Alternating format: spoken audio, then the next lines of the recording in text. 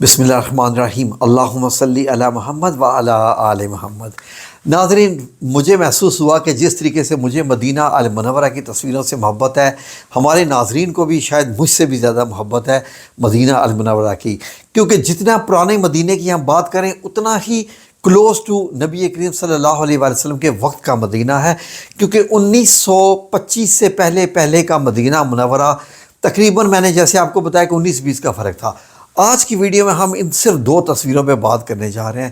ان دو تصویروں کا کوئی مجھے فرق بتائے گا کہ ان دو تصویروں میں فرق کیا ہے اور مماثلت کیا ہے؟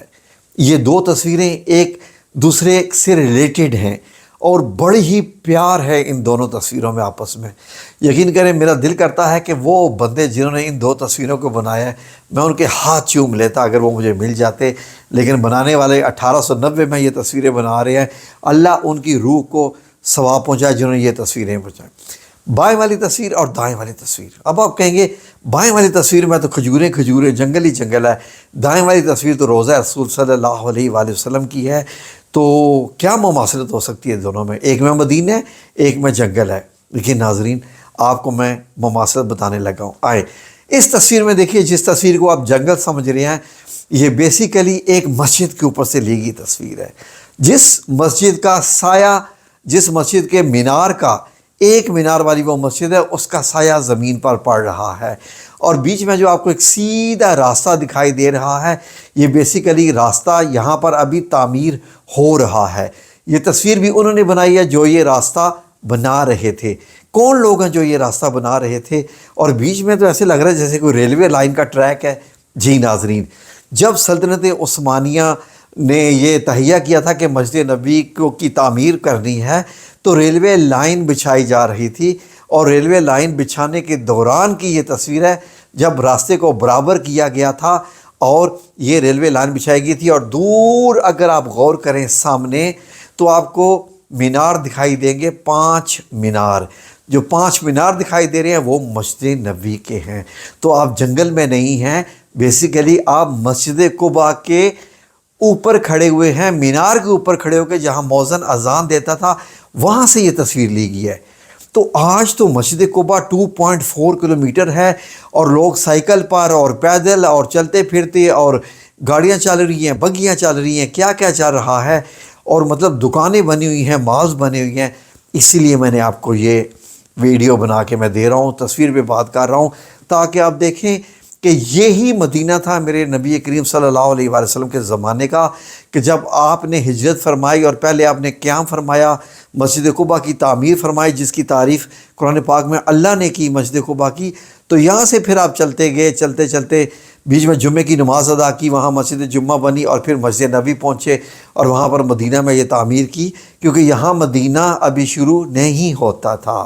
جی ناظرین، یہ شہر مدینہ کا حصہ نہیں تھا، لیکن نبی کریم صلی اللہ علیہ وآلہ وسلم اکثر آیا کرتے تھے۔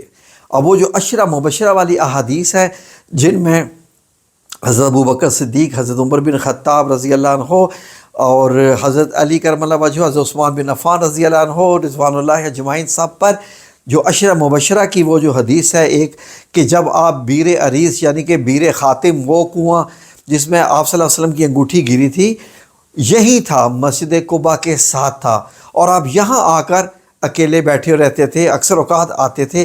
تو اس کا مطلب ہے کہ میرے نبی کریم صلی اللہ علیہ وسلم ان تمام کھجوروں کے بیچ میں سے چل کے آتے تھے۔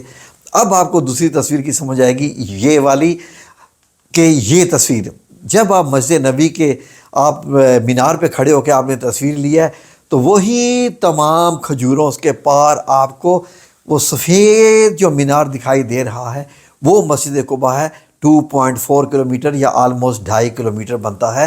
تو میرے نبی کریم صلی اللہ علیہ وسلم کا گھر تو ظاہر ہے کہ گنبد خضرا کے نیچے ہے، تو یہاں سے آپ پیدل چلتے چلتے چلتے چلتے، اور صحابی بھی پیچھے چلتے چلتے وہ جاتے تھے مسجد قباء میں۔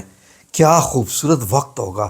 اس تصویر کو دیکھتے ہی میرے ذہن میں آ جاتا ہے کہ میرے رسول اللہ صلی اللہ علیہ وسلم کا مدینہ کتنا سرسبز و شاداب تھا، کتنی کھجوریں تھیں، کتنی ہریالی تھی۔ تو ناظرین، ان تصویروں کو میں نے کلر کیا تو پھر آپ یہ کلرز دیکھ رہے ہیں، تو اس کا تعلق دیکھیے۔ آج اگر آپ دیکھیں سیٹلائٹ ویو سے تو یہ دیکھیں، یہیں سے مسجد قباء کے مینار سے اگر آپ کھڑے ہو کے دیکھیں تو وہ سامنے بلڈنگوں کے بیچ میں مسجد نبوی دکھائی دے رہی ہے، اور پیچھے جو پہاڑ دکھائی دے رہا ہے وہ احد کا پہاڑ دکھائی دے رہا ہے، جو کہ پچھلی تصویروں میں بھی آپ کو احد کا پہاڑ دکھائی دے رہا ہے۔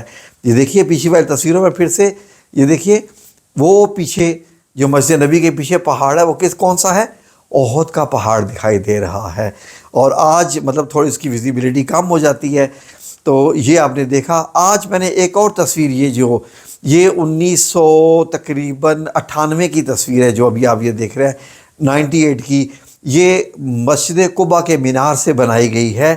مسجد نبی ذرا دور دکھائی دے رہی ہے کیونکہ بلڈنگیں بہت اونچی ہو گئی ہیں بیچ میں، تو ان بلڈنگوں کے بیچ میں، اور پیچھے جو پہاڑ دکھائی دے رہا ہے وہ غزوہ احد کا پہاڑ۔ اب یہ 3 تصویریں دیکھیں، ایک ہی اینگل سے ہیں۔ مسجد قباء سے مسجد نبی کی اوپر والی اوریجنل ہے 1890 کی، یہ والی سیٹلائٹ کی ہے، اور یہ والی اوریجنل ہے۔ تو کیسے منظر آپ کو دکھائی دے رہے ہیں۔ یہ تھی مسجد قباء جس کے مینار سے کھڑے ہو کر تصویر لی گئی تھی، جو سفید سی مسجد دکھائی دے رہی ہے، اور اوپر اس کا ایک ہی مینار ہوا کرتا تھا، اور اسی کے ساتھ ہی کھجوروں میں ہی وہ کنواں تھا جس کو بیر عریس کہتے ہیں۔ جو بائیں طرف آپ کو جو وہ دکھائی دے رہے ہیں گنبد بنے ہوئے، جو بائیں طرف لیفٹ میں گنبد ہے، وہ اس کنویں کے اوپر گنبد بنے ہوئے تھے، کیونکہ اس میں تو آپ صلی اللہ علیہ وسلم کی انگوٹھی نصب جو ہے وہ گری تھی، اور وہ آج بھی وہیں موجود ہوگی۔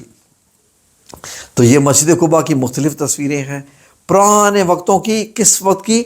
1910، 1890، 1880۔ تو یہ اس کے دوران کی یہ ساری تصویریں ہیں۔ آنکھوں کو ٹھنڈا کر لیجئے آپ، یہ اس وقت مدینہ منورہ، اور یہ آج کی مسجد قباء جو آپ دیکھتے ہیں۔ تو یہ مسجد قباء ہے، 4 مینار اب اس کے بن گئے ہیں، جو ایک مینار ہوا کرتا تھا، اور اس کے ساتھ تو اب اور بھی اس کی زیادہ ایکسپینشن ہو گئی ہے۔ تو یہ میں نے ویڈیو آپ کو دکھائی تاکہ آپ کو پتہ چلے کہ کس طریقے سے مدینہ منورہ میں جو ہے وہ مطلب کھجوریں ہی کھجوریں تھیں، درخت ہی درخت تھے، ہریالی ہی ہریالی تھی، اور وہ ساری ختم کر کے یہ ساری کی ساری عمارتیں بنائیں گی، اور عمارتیں بنانے کے بعد سڑکیں ہی سڑکیں۔ چلے خیر، یہ بھی ایک پیریڈ ہی ایسے ہی ہوتا ہے ٹرانزیشن کا، اور ایسے ہی تبدیلیاں آتی رہتی ہیں۔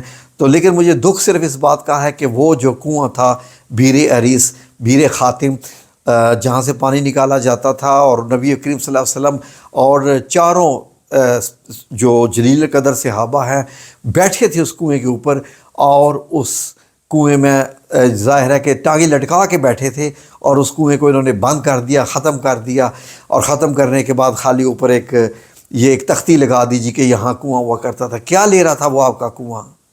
کیا بگاڑا تھا اس کنویں نے آپ کا؟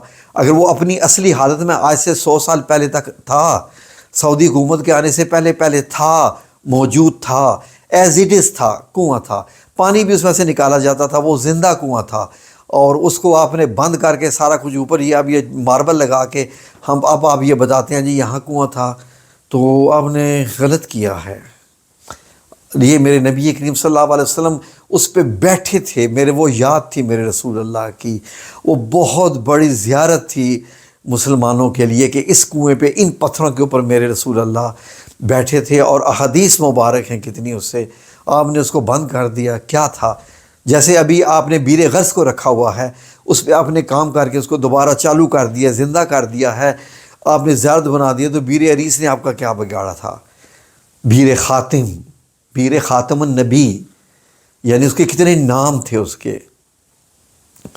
تو چلیے جی خیر، اینی وے ہمارا کام تو آپ کو انفارمیشن دینا ہے۔ تو یہ تھی ویڈیو، 2 تصویروں سے دیکھ لیں کتنی کہانی بنتی ہے، اور کتنی دلچسپ کہانی بنتی ہے۔ اللہ ہم سب لوگوں کو ان چیزوں سے جڑا رہنے والا بنائے، ان چیزوں سے تو زندگی کا مزے ہی کچھ اور ہے۔ یقین کیجیے آپ کے زندگی کے سارے غم ختم ہو جائیں گے اگر آپ ان چیزوں کے ساتھ زیادہ سے زیادہ جڑ کے رہیں گے۔ اللہ رب العزت سے میری دعا ہے کہ اللہ ہمیں نبی کریم صلی اللہ علیہ وآلہ وسلم سے زیادہ عشق محبت کرنے کی توفیق عطا فرمائے، جڑ جانے کی توفیق عطا فرمائے، تاکہ ہم اللہ کے بھی اتنے ہی قریب جا سکیں۔ اللہ کی ہم پہ رحمت برکت نازل ہوں، آمین یا رب العالمین۔